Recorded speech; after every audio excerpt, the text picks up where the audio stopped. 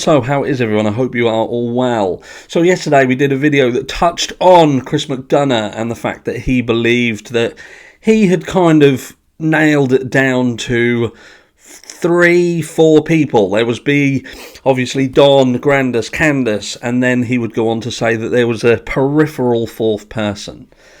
And I asked you guys to say who you believed your fourth person was, because I do feel that even though I don't agree with everything Chris McDonough says, I have some strong opinions on Chris McDonough, especially surrounding the Brian Laundrie situation that I said I wouldn't mention, and Michael Crow, for those of you who are aware of that situation. And, you know, what can I say? There are reasons why I don't have the love for Chris McDonough that a lot of other people do. But anyway, swiftly moving on. There was a mixture. You know, you guys went to say that JSB or Andrew, or you would say that it was JSB and Andrew and things like that. But look, I think that what we have to look at in this case is the information that's kind of come from the people up on that hill and the things that have remained consistent. Now, I think that what it's safe to say is, look, with Jodie Sue Brown, I feel, and this is, all of this, guys, is purely my opinion. This is, you know, every single person is innocent until proven guilty in a court of law, obviously. But we can all have opinions, we can all speculate. That is something that we can do. And on this channel, I don't care if people agree, disagree, because that's what makes it interesting. You don't all have to agree with one another, just disagree politely. And let's have a chat about things instead of being dickheads about it. But look, what do we know? We know that there was obviously a drug situation around Ben Hill Road. And we looked at, in a video that I did yesterday as well, we looked at some messages that Jodie Sue Brown had sent. And, you know, they go back to the fact that up at Ben Hill Road, there was a lot of people who were venturing up onto the hill. There was even people, it was stated in those messages, about people from the church going up there as well. And this isn't to shit on the church again. This is to just say, look, there was obviously a lot of people going up there. There was parties that was getting noisy, and there was drugs up there. There's no doubt about it. And we look at, where did these come from? Where were they coming from? Now, Jodie Sue Brown would say that Andy Bernard was someone who was supplying them. But how big of a deal is Andrew Bernard in that sense? You know, is he some sort of huge dealer who can supply parties and he's got loads of stuff, or is he just someone who, you know, dabbles in it, so to speak, not so much someone who is a massive primary concern? Because to me, if he was a primary concern, he potentially wouldn't be all over YouTube and battling his ex-missus, so to speak. I just can't see it. I believe he's kind of what I would call a petty crook. And we'll see. Bear with me. But what another thing that has kind of remained consistent is the fact that we have Don, who seemingly owed some money. This keeps cropping up, ouch, time and time again, that Don owed money for a drug debt. Now, some have said around 50, some have said around 90. The latest figure that I was given by someone who was around there, I can't say who it was, but what I will say is the person who this information come from was in the close proximity of Ronnie Lawson's daughter. So that will give you an indication of the kind of things that we're dealing with up at this hill, because there's some things going on that will make your head spin, I'm telling you. And some of the things we can't bring completely onto the channel. But yeah, the person who gave this information was about, 20 yards away from Ronnie Lawson's daughter at the time. So we've got a situation that Don was potentially up to his neck in it for a sum of $90,000. Now, we have heard that Don has made reference to the fact that there is, Summer could be in a dungeon. She could be, this, that, and the other. He also, when he was talking to Mary, he made the reference of him having to be careful what he says, or there would be repercussions to his actions. And this is why I said what I said about Chris McDonough originally, and the fact that he could have been potentially putting Summer at risk in doing the things that he was doing surrounding Don and Mary. I get that Chris McDonough felt that he was an advocate for Mary, but that case and that story had no right to be entwined in the Summer Wells case. Mary didn't know Summer Wells. She wasn't involved in Summer's life. She had a very sad story, and that story needs to be dealt with. It needs to be sorted, but that had to be disjointed from Summer Wells, because at that stage, and still at this stage, we do not know what is happening with this situation.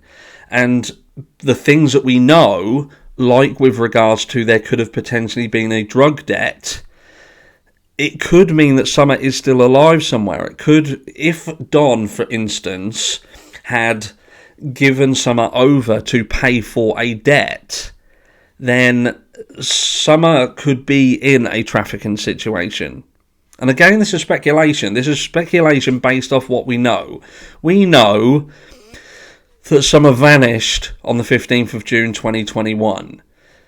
Pretty much. There seems to be a grey area around whether it can be proven that she was around on that day. Some people say she was seen, some people say there was CCTV. We know that Summer she could be dressed like a boy at times, and you kind of wonder whether on that day Summer wasn't there. It was one of her siblings. But then you would have to bring into question again about Hunter. So, Chris McDonough has turned around and says he trusts Hunter, 80% accurate, 20%, and there's some embellishment in there. So we believe that Hunter was investigated and interviewed by the FBI. So it would lead you to believe that, look, Summer was at least around up until 1:30, 2:30 on the 15th of June. That's it. And then beyond that, we don't really know what happened. There seems to be varying stories about the amount of times that Candus left Ben Hill Road. And we have a missing period of time.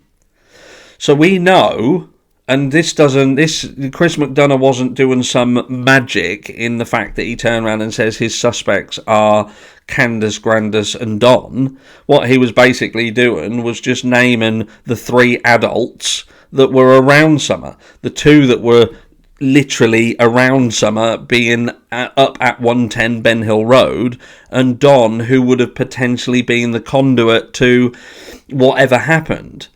Because he's the father, and he's obviously going along with the same script, so to speak. So, he's just really stating the obvious. But what I do find interesting is that Chris McDonough did mention the 4th man, and he stated them as being a peripheral.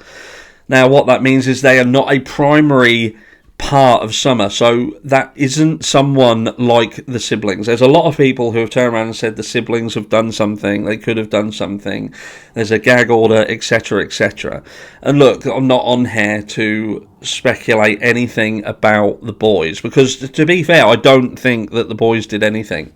I genuinely don't think they did anything, and they've been through enough. They've already, we can only imagine what kind of things that they saw, and even if they were becoming, wrapped up in those sort of things, it was because it was part of their life. We've heard the numerous stories about how the narcotics, if you like, were ending up with the children, but that's the lifestyle. We've seen it. We've seen it in multiple cases where people are products of their environment, and children of that age, they are products of their environment. It is not their fault. So back to the peripheral 4th person. I don't see it as Jodie Sue Brown. I don't. I think that Jodie Sue Brown knows that there's a potential for something to have happened, and I believe that she's trying to piece together what actually happened. I do believe that. I don't believe that Jodie Sue Brown did. I think that she is a nasty piece of work, and she can be a nasty piece of work, but does she have the stones to do something to Summer in retribution for an argument over the fact that she doesn't like her neighbours? Because that is a stretch. That is a stretch. And then if she did, would she then have the stones to go on social media, not occasionally, but every day for hours upon hours upon hours? Does Jodie Sue Brown know that there was something that was going on and that there is a potential for her to be wrapped up in it or connected to it? So the internet has become her safety blanket. You know, if she's there, if she's on the... It's like having a load of people staying around your house with you. It makes you feel safer. And I'm not jumping on the Jodie Sue bandwagon, guys. Please, I don't like the woman. I have nothing but contempt for her because she ultimately knew what was going on. We've said this time and time again. But with regards to what could have happened, now, I believe that there was a debt. Was Don instuck to the sum of $90,000, and was it to the cartel, and had his time indeed run out? Was he distraught because he knew that he had no other options? There was no other options at all. Was he thinking that he could raise the money? I don't know. Did he think he could get out of it, work his magic, and somehow things would go away? Was that fourth person Andy Bernard, because Andy Bernard helped the transfer over? Or was it someone else connected to the cartel? Was Jose Roman a conduit to the cartel? And again, this isn't about rubbishing the dead. It's just trying to...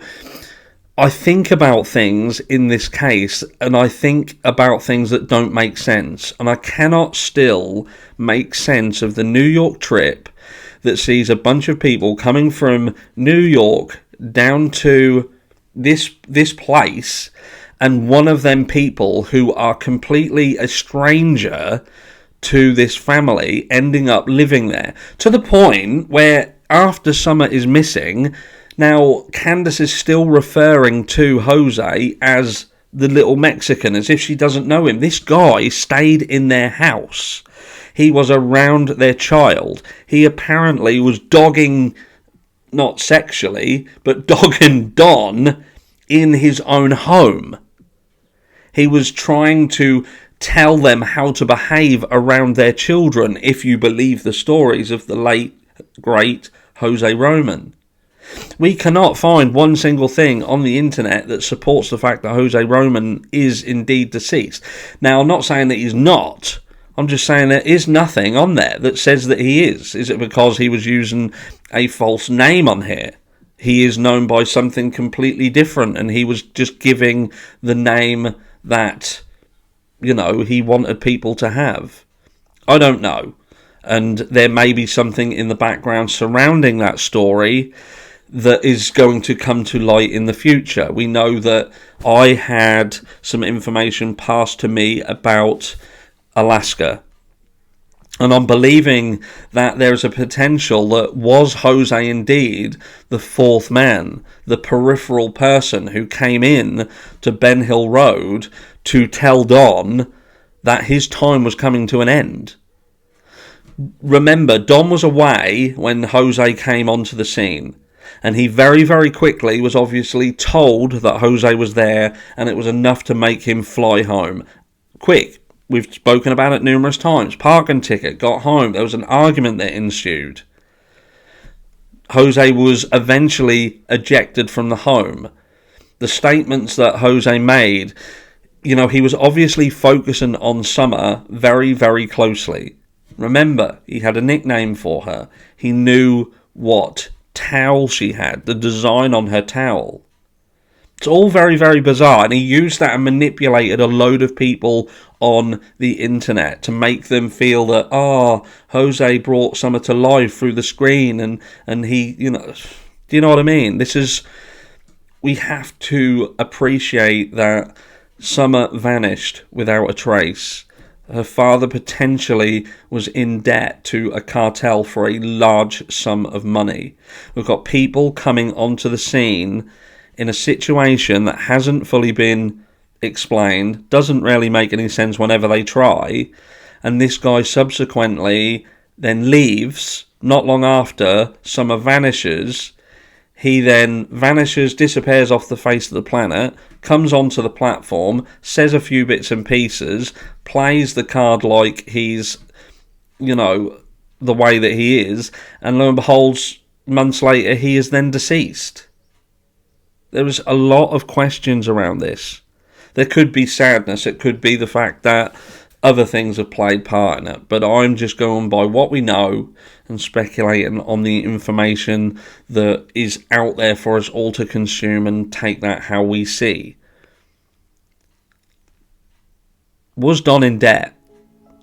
Because if he was in debt up to that much, then we just might have 90,000 reasons why Summer got gone. I'll catch you all in the next one.